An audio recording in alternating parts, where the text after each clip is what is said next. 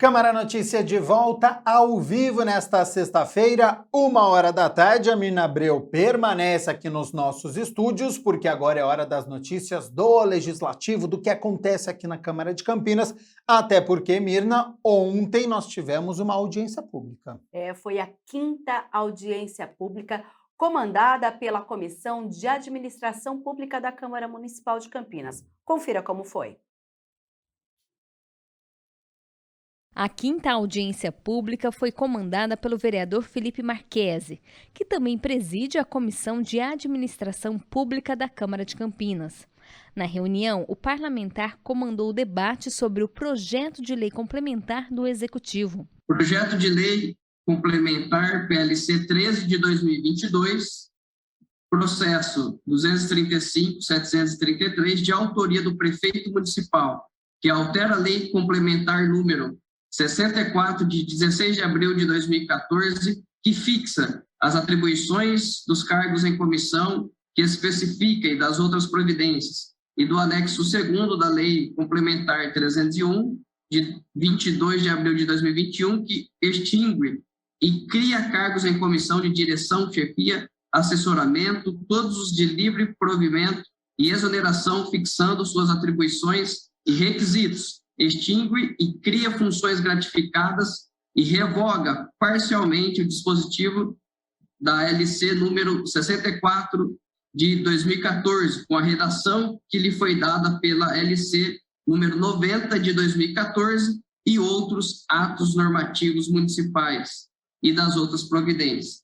Também participou da audiência o vereador Luiz Rossini. E essa audiência pública cumpre um objetivo, obviamente, que é o de compreender a necessidade, os objetivos, a intenção desse projeto de lei, que é voltado à valorização do servidor de carreira, né?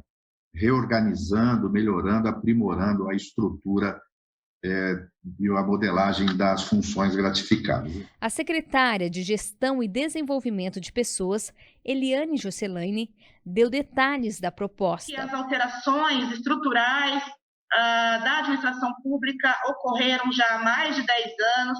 Muitas secretarias tiveram aí um crescimento nas suas atividades e na complexificação das suas atividades, que uma vez olhadas pela administração do prefeito Dário, surge a necessidade de fazer uma organização que corresponda no âmbito de gestão a esse processo que ao longo dos anos ocorreu sem que houvesse modificações estruturais que pudessem dar vazão a essa necessidade de você oficializar esses serviços, de ter unidades administrativas correspondentes e também cargos com as suas responsabilidades atribuídas que possam ser atrativas aos servidores públicos, ao mesmo tempo em que isso possa trazer ao servidor uma conotação direta, concreta, de valorização salarial e de reconhecimento da sua experiência, né?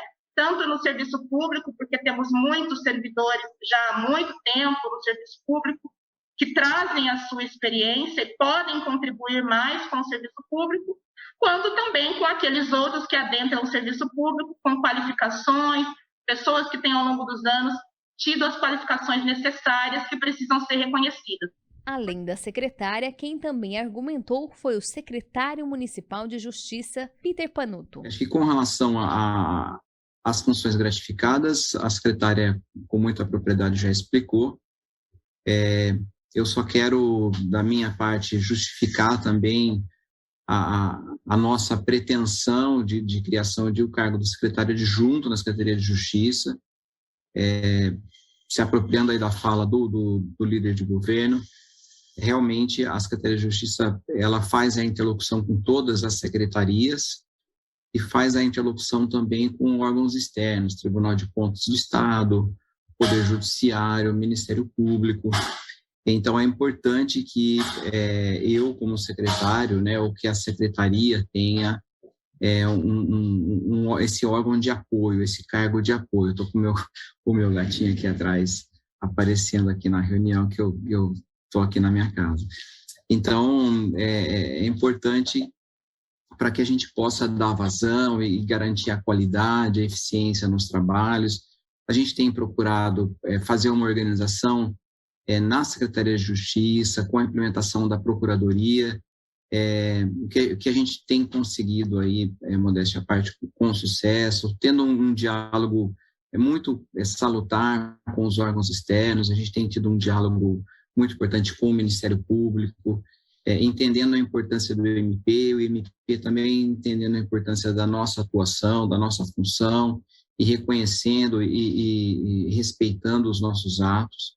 Agradecendo, né, a presença de todos nesta audiência pública, um projeto tão importante para a nossa cidade, senão, como, né, já foi dito por todos, já fui contemplado até com as falas, o tamanho, né, que é a nossa cidade, com certeza milhares de funcionários públicos espalhados aí pelos 4 cantos da nossa cidade, com certeza essas gratificações, né, que tem aí um número específico, poderão atingir algumas pessoas, né, de cargos de gestão, para poder, né, que eles possam querer assumir esses cargos para poder atender também a nossa população nessas partes técnicas mais aprofundadas das secretarias aí que serão contempladas com essas gratificações.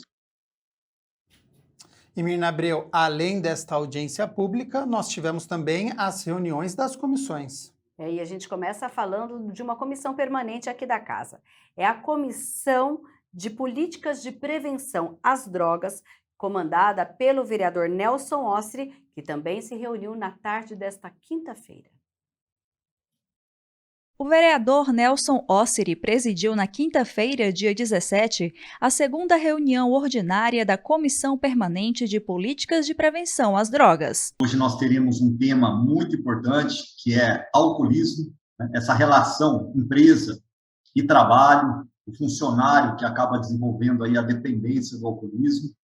E para esse tema ser falado com propriedade, eu convidei o amigo Dr. Bento Lupércio Pereira Neto, que é brasileiro, casado, campineiro, advogado, inscrito na OAB, formado em 2003 pela PUC Campinas, pós-graduado em Direito e Processo do Trabalho pela PUC Campinas, e também é sócio do escritório Pereira Neto e Minaso, Sociedade de Advogados, e responsável pela área trabalhista e contratos. Quero deixar aqui um convite também para todos que nos assistem, que a próxima Comissão de Políticas de Prevenção às Drogas, sempre focada nesse tema, nessa mentalidade de trazer políticas públicas eficientes, boas para a cidade de Campinas, ela será realizada no dia 14 de abril. Nelson comentou que muitas pessoas não levam a sério o problema do alcoolismo. Uma doença grave, uma doença que poucos acreditam, né, ser doença. Muitas pessoas acabam achando como vagabundice, como se fosse um sem vergonha, mas infelizmente existem pessoas que não podem beber porque têm a predisposição e acabam desenvolvendo essa doença, que hoje, no mundo, é considerada a terceira doença que mais mata. Só perde para a doença do coração e também para o câncer. Então, é uma doença grave, uma doença que atinge inúmeras, milhares, né, de pessoas. E nós, assim como servidores públicos, né, nessa função de atender a população através da Câmara Municipal, que é a Casa do Povo, eu confesso para todos vocês que é uma demanda alta, não é uma demanda média e nem baixa, é uma demanda que realmente chega com um volume considerável, né, de pessoas que nos procuram para resolver o problema da dependência do álcool, e normalmente tem, assim, a ligação com outras substâncias, né? Nem sempre é só o álcool. Bento Lupércio, advogado convidado para a reunião da comissão, ressaltou os grandes números de funcionários afastados por conta do vício em álcool. Para que vocês pudessem ter ideia do tanto que isso pode afetar as empresas e os trabalhadores e da necessidade de prevenção quanto à doença. Para que vocês tenham ideia, só é considerado hoje em dia como segurado do INSS passível de afastamento aquele que tem tempo de contribuição pelo menos 12 meses para que possa ter um afastamento em decorrência de alguma doença. E só de alcoolismo nós temos anualmente 23 mil afastamentos. Então, para vocês terem ideia, são 23 mil pessoas por ano que pedem auxílio em decorrência do alcoolismo. Isso só de pessoas que estão contratadas, estão prestando serviço em alguma empresa e já contribuem com o INSS há algum tempo. Então, se nós considerarmos o tanto de brasileiros que hoje estão desempregados ou que trabalham de forma informal, a gente consegue verificar que esse número vai ser substancialmente maior. Bento ainda falou sobre as leis trabalhistas a respeito de demissão por conta do alcoolismo. E por conta disso, foi necessária uma evolução muito grande na justiça do trabalho, no entendimento dos tribunais, até que a gente chegasse no ponto que nós estamos hoje. A CLT é completamente desatualizada em relação a esse tema, não tem a atualização que seria necessária do texto legal, então os tribunais e a jurisprudência precisaram trabalhar para que fosse interpretado efetivamente como uma doença e precisasse de um tratamento diferenciado em relação ao que a CLT prevê, de forma muito rápida no seu texto. Para que vocês tenham uma noção, a CLT ela prevê que a embriaguez habitual ou a embriaguez no trabalho é justa causa para a demissão dos funcionários ou do funcionário.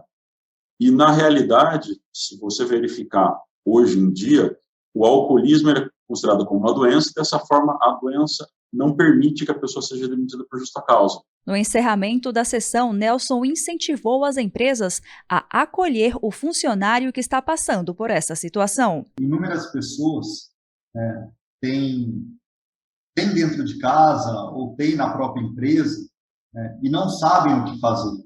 Então, vai esperar o quê? Vai esperar acontecer uma situação de perder essa pessoa? Vai esperar uma situação dessa pessoa ser demitida? Então, assim, busque ajuda, e cobre também da sua empresa, do seu patrão, que ele desenvolva esse trabalho de prevenção para que a gente possa também ajudar a salvar mais pessoas. É muito difícil a gente tentar ajudar quando a coisa já está ali para o fim. Fica muito mais complicado, é difícil para todo mundo. Então, eu peço isso também a todos, que peça ajuda caso tenha qualquer tipo de problema relacionado à bebida alcoólica ou qualquer outro tipo de droga, qualquer outro tipo de substância. E a Comissão Especial de Estudos, que tem o objetivo de analisar e propor políticas públicas para o combate de alagamentos e inundações em Campinas, também se reuniu.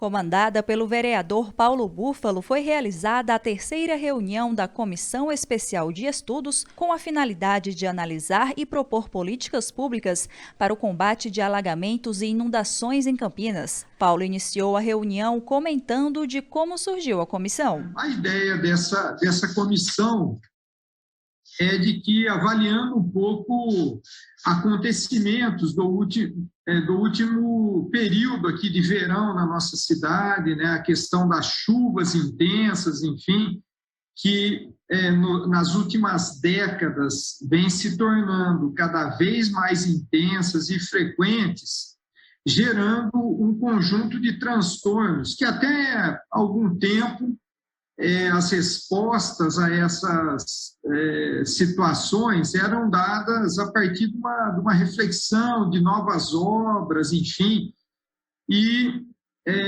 a sociedade, o Estado brasileiro, enfim, o conjunto da sociedade tem sido chamado a pensar também políticas públicas de reversão dessas situações, da compreensão dos problemas, das raízes dos problemas que nos trouxeram até aqui. O vereador Cecílio Santos, que é relator da comissão, também participou da reunião. O senhor está de parabéns pela comissão e nós queremos muito ouvir os nossos convidados de hoje para dar sequência ao trabalho de escuta e também de elaboração, de sugestões para que este problema que afeta tanta gente na nossa cidade possa ter solução. Então, é uma colaboração da Câmara dos Vereadores através dessa comissão, proposta pelo vereador Paulo Búfalo, e certamente dará contribuições para a solução desse problema, e a gente quer muito ouvir e interagir com os convidados de hoje.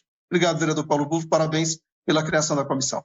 Bruno Baini, meteorologista do CEPAGRE Unicamp, fez uma apresentação sobre os dados meteorológicos de Campinas. O objetivo dessa apresentação é trabalhar um pouquinho na apresentação de serviços de previsão, monitoramento, planejamento e pesquisa sobre o tempo meteorológico em Campinas e os impactos. Então, primeiro, elucidar alguns aspectos da previsão do tempo, o que se trata, qual é o seu escopo.